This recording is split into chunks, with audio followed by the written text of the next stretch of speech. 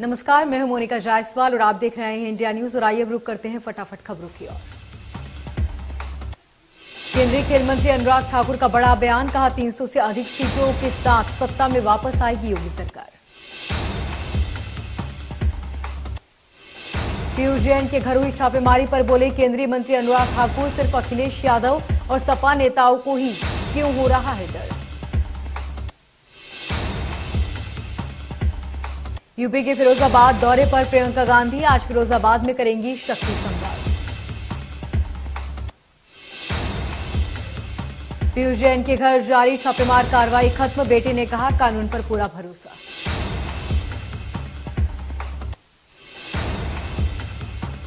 गाजियाबाद में 14 साल की नाबालिग हुई गर्भवती, दुष्कर्म की शिकार हुई थी नाबालिग बच्ची। दिल्ली के क्लब में पुलिस ने की युवक की पिटाई, गाजियाबाद में अवैध हुक्का बार पर हुई छापेमारी, 13 लोग किए गए गिरफ्तार। रायपुर में कांग्रेस का 137वां स्थापना दिवस मनाया गया। इस मौके पर प्रदेश कांग्रेस कमेटी ने कांग्रेस मुख्यालय राजीव भवन में स्थापना दिवस मनाया।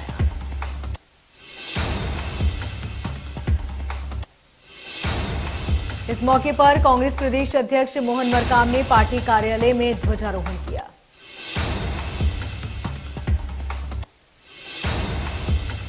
सुप्रीम कोर्ट पहुंचा एमपी पंचायत चुनाव में ओबीसी आरक्षण का मामला, केंद्र और राज्य सरकार ने लगाई पुनर्विचार याचिका, पिछड़ा वर्ग के अन्य संगठनों में भी खटपट। रायसेन में स्वास्थ्य मंत्री डॉक्टर प्रभुराम चौधरी प्रदेश के क्षेत्र में उन्हीं के मुख्य चिकित्सा और स्वास्थ्य अधिकारी डॉक्टर दिनेश खत्री उनके अरमानों पर पानी फेरते नजर आए। स्वास्थ्य केंद्र परिसर में touch free hand wash system लगाया गया था ताकि स्वास्थ्य केंद्रों में आने वाले मरीजों और उनके परिजनों के हाथ साफ रह सके, मगर देखरेख के अभाव में ये टंकी खराब पड़ी है। Touch free hand wash system सिर्फ अब शोपीस बन के रह गया है, पानी की टंकी में हाथ धोने के लिए पानी तक।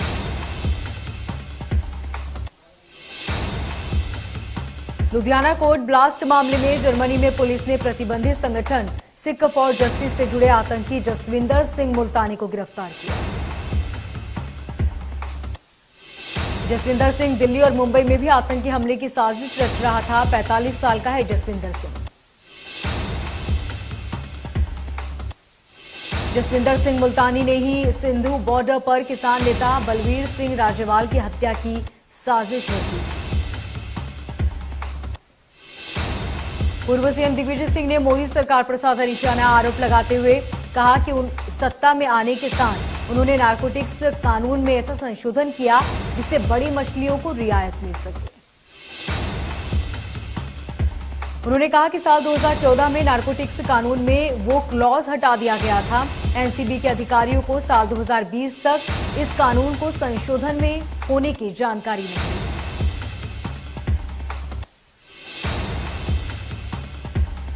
त्रिपुरा हाईकोर्ट के संज्ञान पर नारकोटिक्स को पता चला है कि वो जिस कानून का इस्तेमाल कर रहे हैं वो खत्म हो चुका है। मध्य प्रदेश की 6000 से अधिक अवैध कॉलोनियों को वैध किया जाएगा। सरकार ने उनके नियमितीकरण के लिए नियमों को अंतिम रूप दे दिया।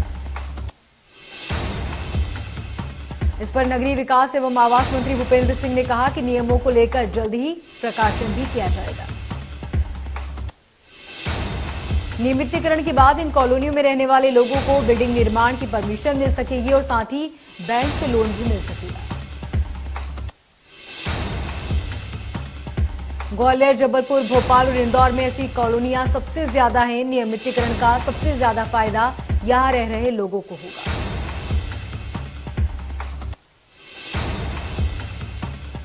कॉलोनी में नगरीय निकाय के जरिए सड़क, बिजली, पानी की सुविधा मिल सकेगी।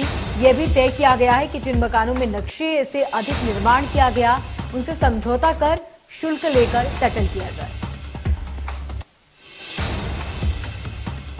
पंचायत चुनाव निरस्त करने के मामले में राज्य निर्वाचन आयोग का बयान। आयोग के सचिव बीएस जामोद ने कहा, आयोग को अध्यादेश वापस लेने की सूचना मिली है। पंचायत चुनाव पर राज्य निर्वाचन आयोग ने बयान दिया। इस मामले पर आयोग ने पंचायत एवं ग्रामीण विभाग के अधिकारियों के साथ बैठक की। अब आयोग को कानून विशेषज्ञों की राय का इंतजार।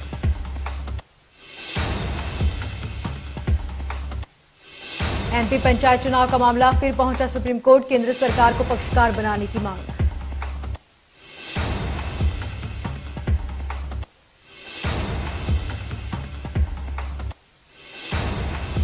रायपुर में धर्म संसद 2021 में महाराष्ट्र से आए संत कालीचरण ने मंच से गांधी जी के बारे में गलत बातें कही।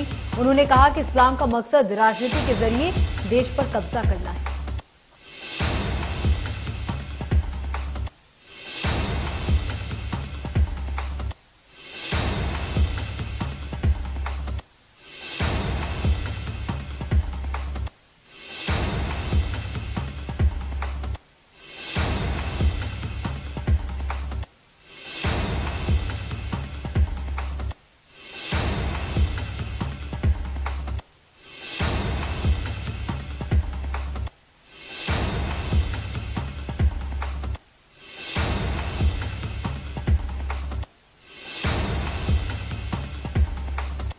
रायपुर में कालीचरण महाराज के खिलाफ एफआईआर दर्ज। छत्तीसगढ़ की कई जगहों पर हुई एफआईआर।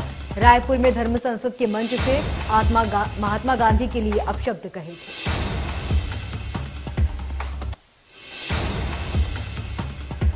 धर्म संसद विवाद पर सीएम भूपेश बघेल का बड़ा बयान। कालीचरण महाराज के अपशब्दों पर बोले सीएम बघेल। कहा, उत्तेजक और अहिंसात्मक बातें बर्दाश्त नहीं की जाएगी। सीएम ने भी दिए कार्रवाई के संदेश। कहा कि मामले में कड़े से कड़े कदम उठाए जाएंगे। समाज में जहर घोलने वालों पर सख्त कार्रवाई होगी। सीएम बघेल ने बीजेपी पर साधा निशाना। कहा, इस मामले में बीजेपी आखिर चुप क्यों है।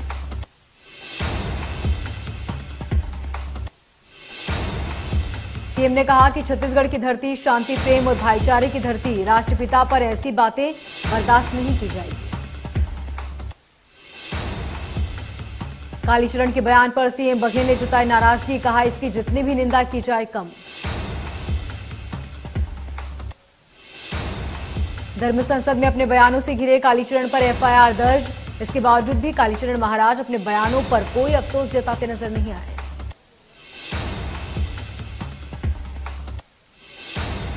उन्होंने वीडियो संदेश में कहा कि मैं गांधी से नफरत करता हूं। मेरे दिल में गांधी के प्रति तिरस्कार है। उन्होंने कहा कि हमें मृत्युदंड भी स्वीकार है। गोडसे को मेरा प्रणाम।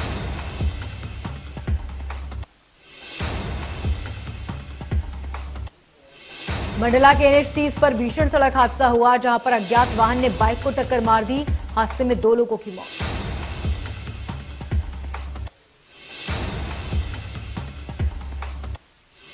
एमपी का इंदौर शहर धीरे धीरे नशे की गिरफ्त में आ रहा है। शिप्रा थाना पुलिस ने ब्लूमर कॉलोनी से 127 पेटी अंग्रेजी शराब बरामद की, जिसकी कीमत 8 लाख रुपए।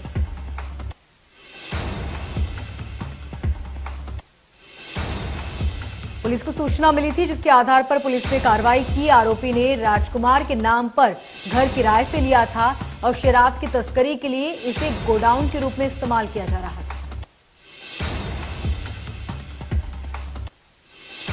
भोपाल और जबलपुर के सीधे हवाई मार्ग से जोड़ने के लिए जल संसाधन मंत्री सिलावट ने केंद्रीय उड्डयन मंत्री ज्योतिरादित्य सिंधिया को पत्र लिखा। पत्र में सिलावट ने कहा कि भोपाल और जबलपुर को सीधे हवाई मार्ग से जोड़ने पर आम जनता को कई कठिनाइयों से निजात मिलेगी और साथ ही व्यापारियों को भी फायदा होगा।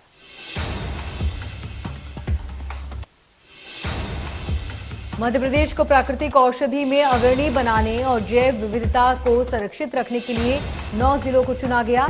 इसमें आयुष वन विकसित किए जाएंगे। ये विकास कार्य 450 हेक्टेयर क्षेत्र में किया जाएगा। इसी की तर्ज पर स्थानीय प्रजातियों और जड़ी बूटियों का रोपण होगा। रायसेन में फर्जी मालिक बनकर चौकीदार और ग्राहक को गुमराह करने का मामला आया सामने, जिसकी सूचना पर पुलिस ने कार्रवाई करते हुए 3 आरोपियों को गिरफ्तार किया। अजय गुप्ता ने कहा कि उसके चौकीदार से किसी अन्य व्यक्ति ने उसकी आवाज में बात की और डामर प्लांट से 137 ड्रम और एलजीओ ऑयल के 10 ड्रम बेचने को कहा और लेकर चले गए। जिसकी कीमत 5 लाख रुपए बताई जा रही है। मामले में पुलिस ने मामला दर्ज कर 3 आरोपियों को गिरफ्तार किया और आगे की कार्रवाई शुरू कर दी। धमतरी में सड़क पर भारी भीड़ में एक स्कूटर पर 4 बच्चे सवार थे। इस दौरान वे पुलिस की सायरन की आवाज निकाल रहे थे, जिसका वीडियो अब वायरल हो रहा है। हालांकि वीडियो में बच्चों के साथ बातचीत भी सुनाई दे रही है, जिसमें वो कह रहे हैं कि सड़क पर उन्हें साइड मिल जाए, इसलिए वो सायरन की आवाज निकालते हैं।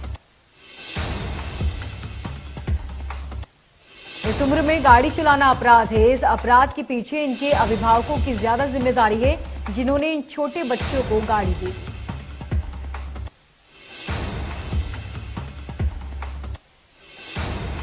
बुरहानपुर जिले के स्वामी नारायण मंदिर में सार्ग शताब्दी महोत्सव का आयोजन किया गया। इस बार 150वां सार्ग शताब्दी महोत्सव मनाया गया। इस मौके पर भगवत कथा का आयोजन किया गया। इस दौरान संत महोत्सव में सभी लोग झूमने लगे। वहीं इस दौरान बुरहानपुर विधायक ठाकुर सुरेंद्र सिंह शेरा भी अपने आप को रोक नहीं पाए और संतों के साथ झूमते नाचते गए। बलौदाबाजार के इमामी सीमेंट फैक्ट्री में नौकरी देने के नाम पर ठगी का मामला सामने आया, जिसकी सूचना के बाद पुलिस ने आरोपी को गिरफ्तार किया। जानकारी के मुताबिक आरोपी ने एक युवक को नौकरी का झांसा दिया था और उससे 1 लाख रुपए ले लिए थे।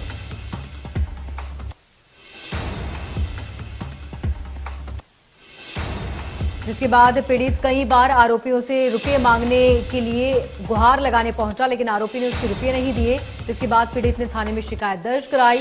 जिसके बाद पुलिस ने कार्रवाई करते हुए आरोपी को गिरफ्तार कर लिया।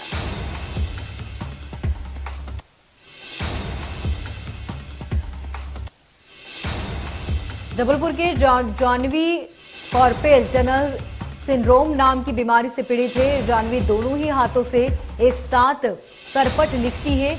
उनकी कला में उन्हें अम्बेडकर गर्ल्स का तमगा भी मिला है।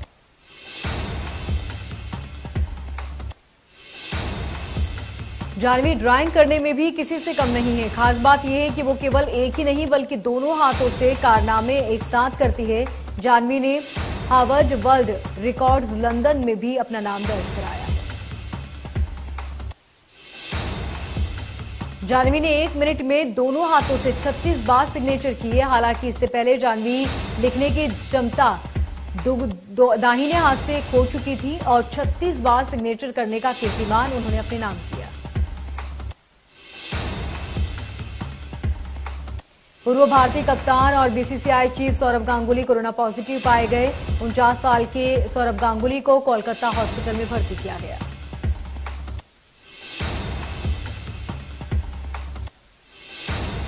बिग बॉस फेम शहनाज के पिता संतोष सिंह सुख पर अमृतसर में फायरिंग की गई। 2 दिन पहले उनके पिता ने ज्वाइन की थी बीजेपी। 2 लोगों ने उनकी कार में फायरिंग की। गाड़ी खड़ी में बाइक सवारों ने हमला कर दिया। हमले के बाद आसपास के लोग पहुंचे और बाल बाल बचे शहनाज के पिता।